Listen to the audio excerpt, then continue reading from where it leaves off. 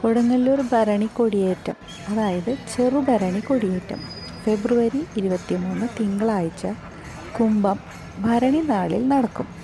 മലയൻ തട്ടാൻ ആചാരവിധികളോടെ വാദ്യമേളങ്ങളുടെ അകമ്പടിയോടെ കൊടുങ്ങല്ലൂർ കാവിലെത്തി 3 പ്രദക്ഷിണം വെച്ച് കോഴിക്കല്ലിൽ പട്ടും താലിയും സമർപ്പിക്കുന്നതോടെ ഈ വർഷത്തെ ഭരണി മഹോത്സവത്തിന് തുടക്കമാവുകയാണ്.